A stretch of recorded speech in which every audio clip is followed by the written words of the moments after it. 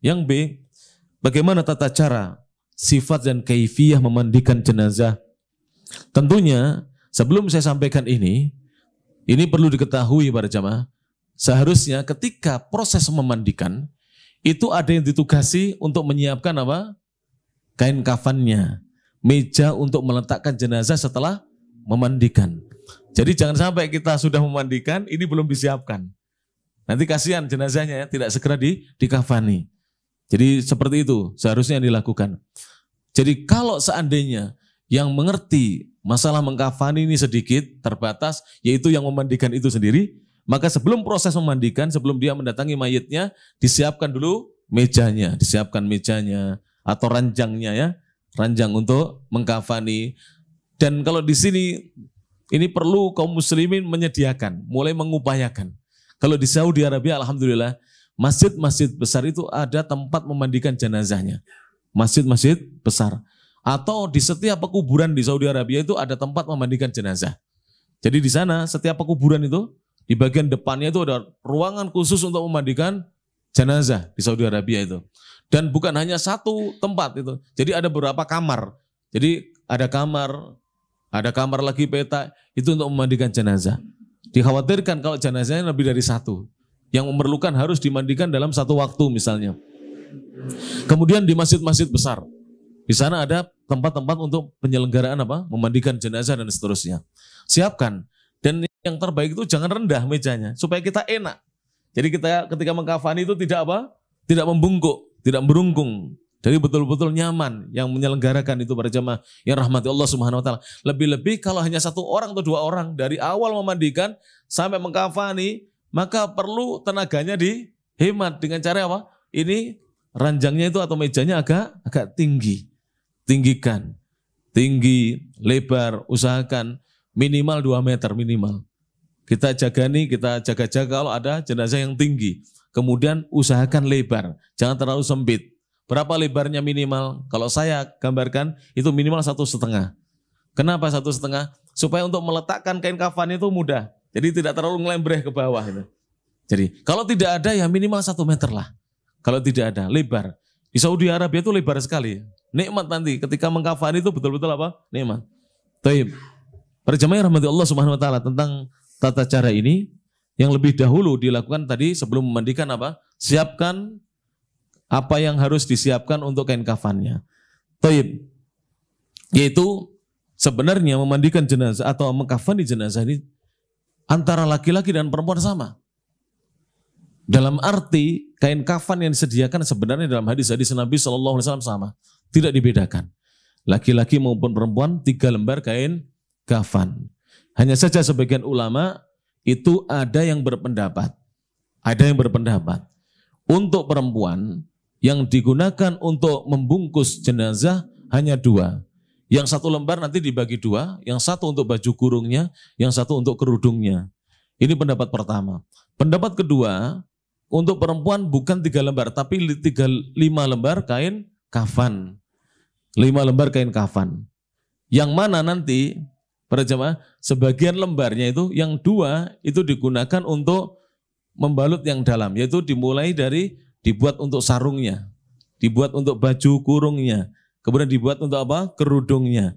Nah, sisanya 3 lembar itu nanti untuk membungkus sama dengan laki-laki. Adapun berdasarkan hadis Nabi, laki dengan perempuan cukup berapa? 3 lembar. Itu hukumnya sunnah. Karena sebenarnya yang wajib itu hanya 1 lembar kain. Yang wajib hanya 1 lembar kain. Seandainya 1 sudah menutupi tebal, itu sudah cukup. Karena toh nanti akan ditanam. Tidak akan dilihat orang kalau sudah ditanam. Para jamaah yang rahmati Allah Subhanahu wa taala. Dan kain kafan ini supaya tidak tampak ketika dibawa, ketika diturunkan ke liang lahat supaya tidak tampak, ketika digotong supaya tidak tampak. Karena nanti ada tuntunan, saya singgung di awal ya. Sebenarnya ketika menggotong jenazah itu pada asalnya, menggotong jenazah itu tidak disunahkan untuk menutupi kerandanya dengan kain. Jadi kalau di Saudi Arabia itu digotong ya gotongannya itu dibuka kainnya para jamaah. Dibuka, dan alhamdulillah di Kediri yang sudah kita adakan pelatihan-pelatihan, itu kaum muslimin mulai dibuka. Itu lain para jamaah. Kalau dibuka itu perasaan orang yang melihat itu langsung apa? Masya Allah. Dia merasa dekat dengan Allah, dia merasa dia nanti juga akan mengalami kematian seperti itu ketika melihat apa? Bahkan sebagian dari mereka kebanyakan melihat jenazah itu langsung menangis. Kami ketika sekolah di Mekah Al-Mukarramah, setiap hari kami melihat jenazah. Setiap hari para jamaah. Dan hampir setiap hari kami akan melelehkan air mata. Kenapa? Karena jenazah itu diangkut mobil dulu, masuk Masjidil Haram, kemudian digotong. Itu terlihat kain kafannya. Tidak ditutupi dengan kain biru atau hijau atau yang lainnya. Tidak ditutupi dengan kain yang lainnya. Terlihat jenazahnya. Dan itu membuat hati kita menjadi apa? Menjadi sedih. Dan itulah yang tujuan kita mempelajari ini supaya kita semakin apa? Semakin ingat dengan kematian, ingat dengan kehidupan akhirat. Taib. Jadi siapkan kain kafannya dulu. Berapa para jamaah yang disunahkan? 3 lembar. Sebenarnya laki-laki dengan perempuan sama. Ini kalau kita mau mengamalkan sunnah-sunnah Nabi, bukan mengamalkan adat kebiasaan lah. Bukan berarti adat kebiasaan itu tidak boleh. Yang 3 lembar nanti dibagi yang 2 lembar untuk bungkus, yang 1 lembar untuk baju kurung dan kerudung. Boleh. Boleh para jamaah. Wanita pakai 5 lembar juga boleh, tidak dilarang. 5 lembar boleh. Yang 3 lembar untuk bungkusnya, yang 2 lembar nanti dibagi untuk sarungnya, untuk baju kurungnya, untuk jilbabnya, silahkan. Semuanya itu boleh. Tetapi yang sunnah adalah 3. Sesekali kita harus amalkan itu para jemaah. Mungkin nanti ibu kita, nenek kita amalkan sunnah-sunnah Nabi SAW. Jika ada kaum muslim yang bertanya, kita jelaskan. Ini adalah sunnah petunjuk Nabi SAW dan mudah itu. Saya yakin kalau hanya 3 lembar itu, semua kita bisa menyelenggarakan. Tapi kalau harus ada kurung-kurungnya itu bingung. Ini yang dipotong yang mana, yang dilubangi yang mana, bagaimana cara memakaikan jilbabnya, bagaimana cara memakaikan baju kurungnya. Itu repot sekali para jemaah. Tapi kalau sama laki-laki dan perempuan, semuanya dibungkus dengan 3 lembar kain, begitulah, maka mudah sekali penyelenggaraan jenazah. Dan Islam itu sebagaimana sabda Nabi SAW, Inna hadad dina yusrun. Sungguhnya agama ini adalah agama yang mudah, yang ringan. Mudah untuk diamalkan. Semua pun bisa. Sama dengan, mohon maaf ini, sering kita bertanya-tanya bagaimana cara memandikan jenazah. Maka jawabannya semua bisa. Siapa yang sudah balik dan pernah junub dan pernah mandi junub, maka dia akan bisa mandi junub dan dia tentu bisa memandikan jenazah. Kalau mandi junub itu, kita kadang-kadang menggosok badan kita kesulitan, memandikan jenazah lebih mudah daripada kita mandi sendiri. Jelas ini para jamaah, memandikan jenazah lebih mudah daripada kita mandi sendiri. Maka dari itu, kenapa kita sampaikan ini? Supaya nanti kaum muslimin, terutama yang ikut kelas ini, atau yang mendengarkan kelas penyelenggaraan jenazah ini, dari Facebook secara langsung, atau dari ada yang lainnya, Instagram, mudah-mudahan nanti setelah ini bisa praktek. Ya, bisa praktek. Tapi saya anjurkan untuk izin kepada Bapak Mutin. Karena ini sebenarnya haknya mereka. Kita harus izin dengan baik. Pak Mutin, kalau dibolehkan, saya mau menyelenggarakan jenazahnya ibu saya atau bapak saya sendiri. Nanti Pak Mutin akan membantu menggunting kainnya, menyiapkan talinya, membantu untuk menggelar kain kafannya dan seterusnya. Jadi sebelum memandikan, siapkan kain kafannya. Tadi seperti itu 3 lembar. Kemudian berapa meter para jemaah? Di Indonesia ini yang saya tahu ya, ini yang saya tahu. Kalau di Saudi itu lebar-lebar. Kalau di Indonesia ini kain kafannya ada yang 90 engkoknya. Jadi lebarnya itu berapa? 90 cm, tidak sampai 1 meter. Ada yang 1 meter pas. Ada yang 1 meter lebih 5 cm, ada yang 1 meter 10, ada yang 1 meter 15, dan ada yang 1,5 tapi jarang. Kain mori itu. Lantas kain mori yang digunakan untuk menyelenggarakan jenazah itu atau kain kafan itu disunahkan apa? Kain putih.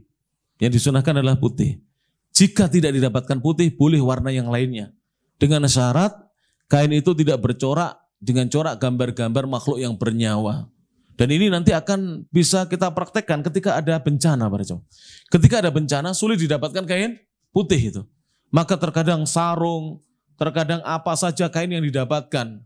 Mungkin terkadang itu seperti jarit ya. Asal tidak ada gambar makhluk bernyawa. Terkadang itu selimut yang bergaris-garis yang tebal itu para jemaah. Selimut di rumah sakit itu. Itu terkadang digunakan untuk kain morinya, kain kafannya. Kenapa? Tidak didapatkan, musibah ini, bencana ini. Seperti ketika terjadi tsunami, banjir, apa saja gunung meletus, itu susah didapatkan kain mori putih. Maka putih ini di dalam Islam alhamdulillah tidak diwajibkan, tapi disunahkan. Tidak diwajibkan dalam Islam, tapi disunahkan oleh Rasulullah SAW. Kemudian para jamaah yang dirahmati Allah Ta'ala, berapa panjangnya yang harus kita siapkan? Kan ini tadi mau memandikan, siapkan dulu kain kafannya. Berapa para jamaah yang dirahmati Allah SWT? Itu tergantung tinggi mayitnya. Kalau sudah jadi mayit bukan tinggi, panjang mayitnya para jamaah yang dirahmati Allah Subhanahu wa taala. Di negeri kita itu kan tidak layak kalau pakai meteran ya. Maka kain kafannya didekatkan ke jenazah langsung. Ada orang yang pakai ini. Itu kan untuk menggali. Kalau untuk menggali kubur itu pakai bambu ya. Pakai bambu. Kalau di tempat saya para jamaah aib kalau pakai pakai tali rafia itu aib katanya. Harus cari bambu. Bambu, kemudian kemudian di bawah. Dan itu ada benarnya dari sisi itu. Kenapa para jamaah rahmatullah ta'ala? Kadang-kadang tali itu nanti diputus, orang nggak tahu kalau bambu kan susah motongnya ya. Kemudian dibawa ke kuburan. Sehingga nanti tidak terjadi penggalian ulang. Ternyata kurang panjang. Kalau lebarnya insya Allah cukup. Karena sudah diprediksi oleh tukang gali. Tapi panjangnya itu para jamaah. Ada pernah kejadian ini. Sudah dibawa, ternyata diturunkan tidak cukup. Akhirnya dikeluarkan lagi. Mungkin pengukurannya dia tidak tepat. Jadi jangan pakai jangkah juga. Ada beberapa orang jangkai mayitnya. Kemudian di sana dijangkai. Belum tentu ketika dia jangkahnya ini sama. Ya, belum tentu sama. Setidaknya pakai tali rafia setidaknya. Kalau bisa pakai bambu tadi. Cari bambu atau apa. Kemudian nanti diukur, setelah itu dibawa ke pekuburan. Tapi untuk kain mori bagaimana? Letakkan kainnya di sebelah jenazah yang belum dimandikan itu ya. Sebelahnya diukur. Dilebihkan berapa? Ada yang mengatakan 30 cm cukup. Ada yang mengatakan tergantung jenazahnya besarnya. Kalau orangnya gemuk, jangan 30 cm. Itu nanti dibuat kepala sama badannya itu akhirnya tinggal sedikit. Kalau orangnya gemuk, setengah meter. Bahkan ada yang mengatakan 70 cm. Setengah meter cukup insya Allah. Ya, 40 cm cukup. Kalau anak bayi, sebagian ulama sekedarnya. Yang penting bisa lebih. Nanti ini pun akan ditangkupkan ke dalam begini kalau bayi.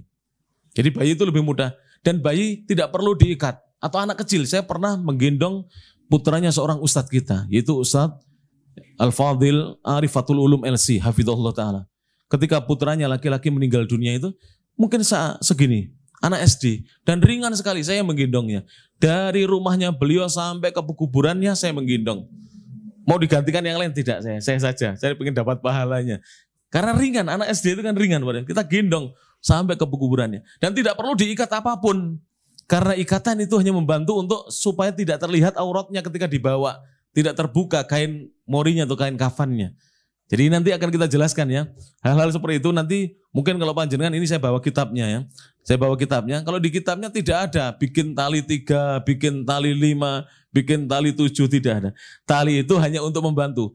Kalau tidak ada sunnahnya atau tidak ada perintah, berarti seandainya tidak dilepas tidak apa-apa. Dilepas pun tidak apa-apa. Tapi tadi saya mendengarkan ceramahnya Al-Ustadz Badrul Salam LC dan beberapa ustadz. Itu di masyarakat, bahkan di Kediri juga banyak.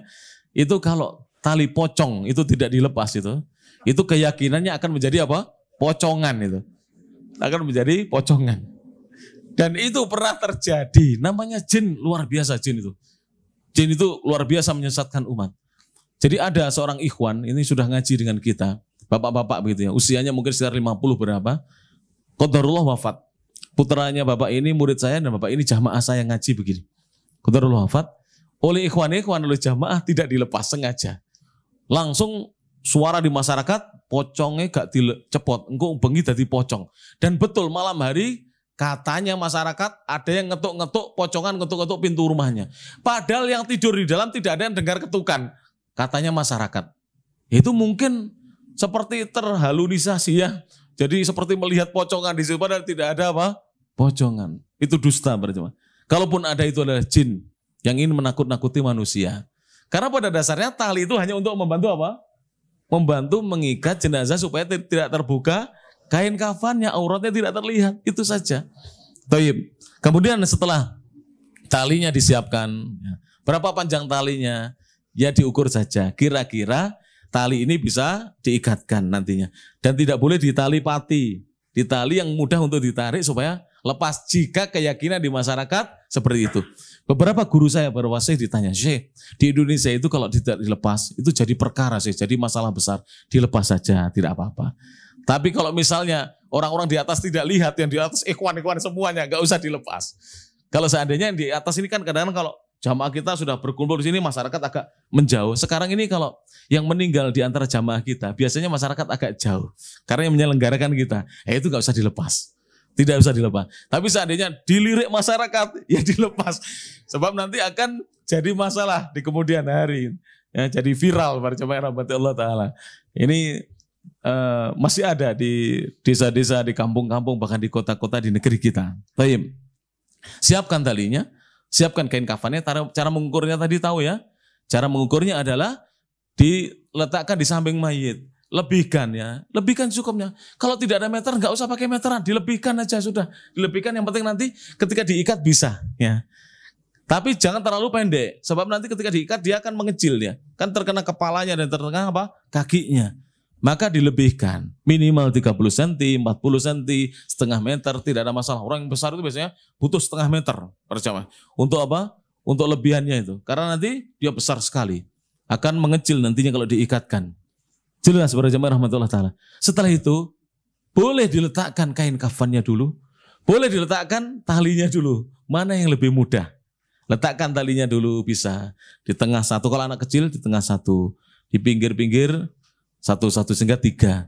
Kalau agak dewasa, remaja misalnya 5.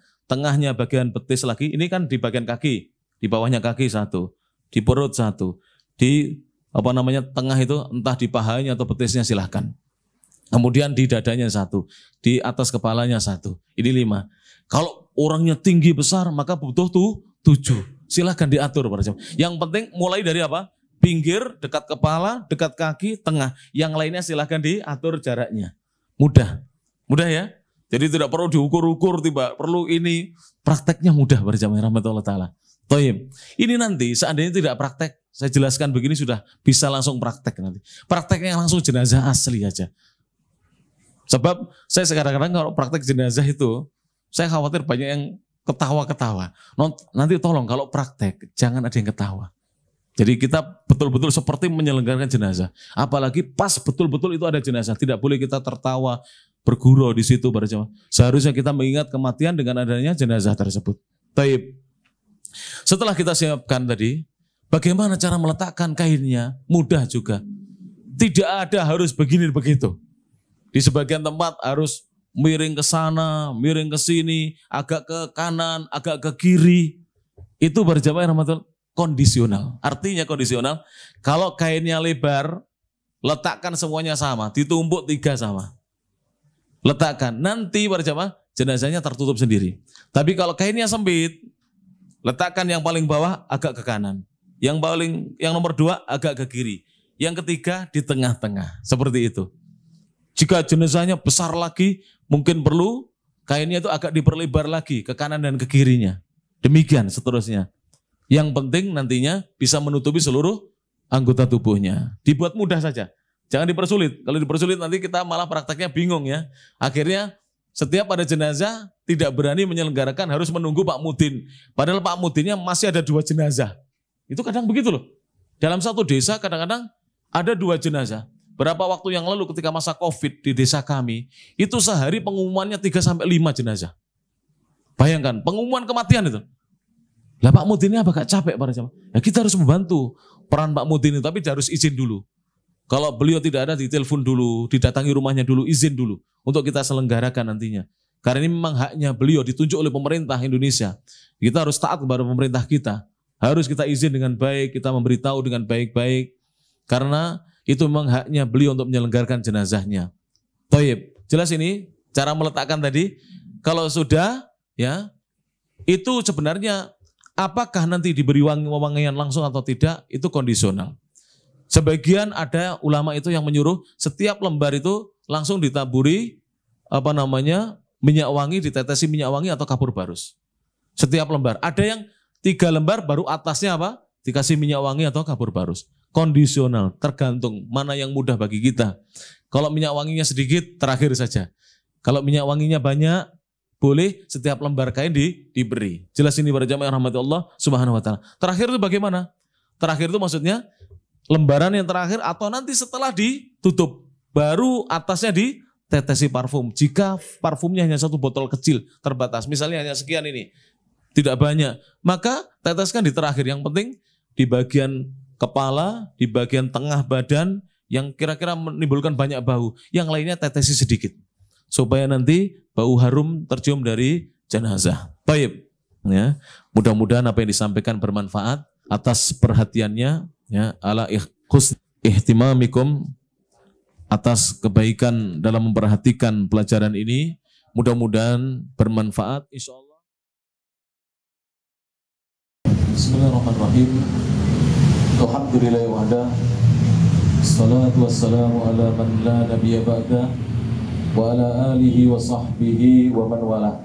Alhamdulillah, setelah kurang lebih kita 2 jam penuh tanpa jeda, tanpa istirahat, kita mendengarkan pemaparan materi tentang fikih seputar penyelenggaraan jenazah, dan fokus kita tadi pagi, mohon tidak disalahpahami, adalah berfokus pada fardu kifayah 4 saja. Padahal fikih penyelenggaraan jenazah ini panjang sebenarnya. Karena keterbatasan waktu, maka kita fokuskan pada 4 hal. Itu apa tadi para jemaah? At-taghsil, memandikan. Kemudian yang kedua adalah apa? At-takfin, mengkafankan. Yang ketiga adalah as-salatu 'alal mayyit, salat jenazah. Kemudian terakhir adalah at-tadfin, menguburkannya. Dan untuk proses yang pertama, fardu kifayah yang pertama memandikan ini, sebelum memandikan sebaiknya ini kita berjaga-jaga jika timnya terbatas, maka kita siapkan dulu kain kafannya di meja yang nanti akan jenazah dikafani di meja tersebut. Ini yang pertama, dan ini yang terbaik ya, yang terbagusnya adalah kita selenggarakan dulu penyiapan kain kafannya. Mari dibantu para jemaah, ayo dibantu. Nah, siapa nanti yang jadi ya, diukur tingginya ya, diukur tingginya sekalian. Diukur tingginya sekalian. Ya, gitu. Ya, ya, ini diukur tingginya ya.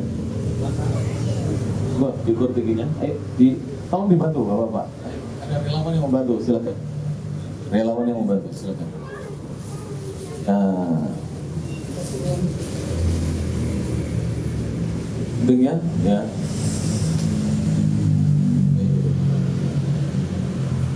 Kita lihat ujungnya dulu ya. Nah. Ini ya, baik. Jadi ukur tingginya dari bawah kaki ke atas, dari bawah kaki ke atas ya. Nah, lebihkan ya.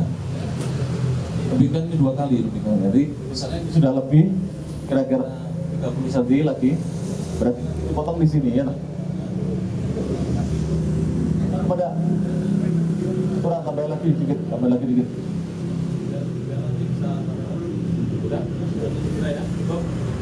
Sudah, potong segini. Baik.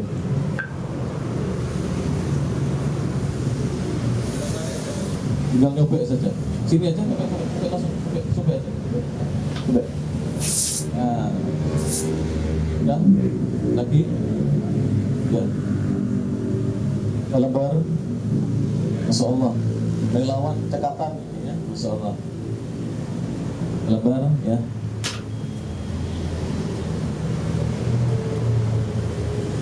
Ya, silakan diluruskan, diratakan dulu, samakan, ya, Masya Allah. Gunting kemudian ditarik lagi.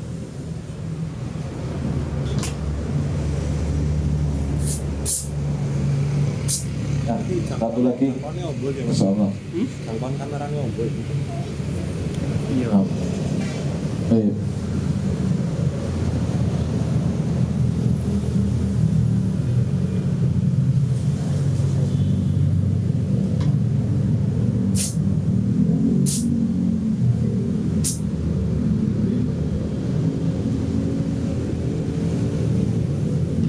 Tiga. Nah, sambil kita membuat talinya, itu di bawah dulu. Tali, ya. Baik. Kita coba 5 saja ya, 5.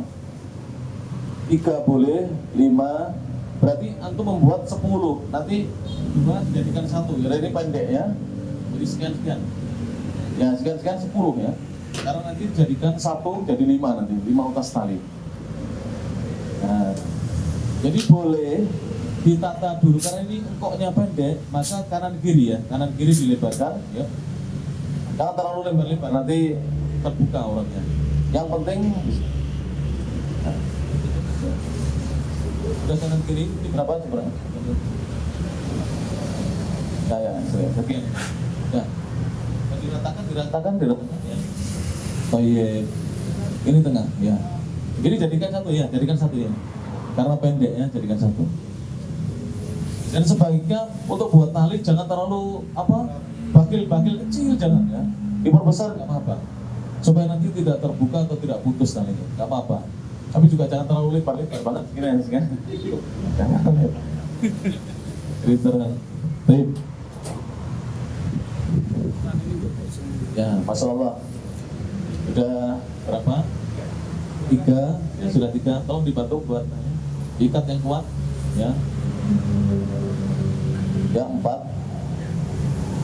Tinggal 1 utas tali lagi. Ya. Potong lagi 2 untuk 1 tali lagi. Ya. Alhamdulillah. Jadi boleh seperti ini dan boleh talinya lebih dahulu. Mau ditata ini dulu boleh, talinya dulu boleh, tidak ada masalah. Ya, sudah, silakan pasang talinya, ya. Tarik dari bawah, tidak ada masalah. Boleh talinya dulu boleh, ya. Boleh kain kafannya dulu boleh, tidak ada masalah. Ini agak mepet ke pinggir ya, karena ini nanti untuk kaki, agak mepet ke pinggir, ya, ke pinggir. Setelah pinggir-pinggir tengah. Nah, setelah itu tengah dulu, baru nanti antara tengah dengan kaki dan antara tengah dengan kepala. Sudah rata 5. Berapa Pak? Coba 4. Nah 5. Tengahnya kurang ke tengah. Tolong tengahnya kurang ke tengah. Nah. Ya.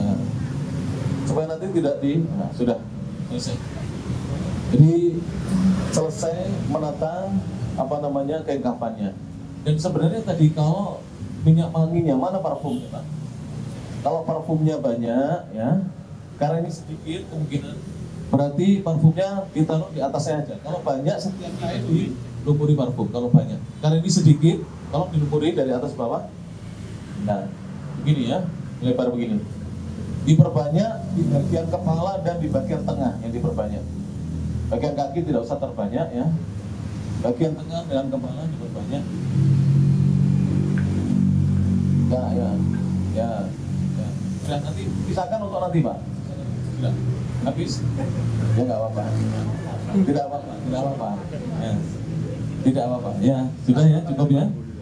Kalau ini sudah selesai ya, ini disingkirkan dulu. Berarti siap untuk memandikan jenazah.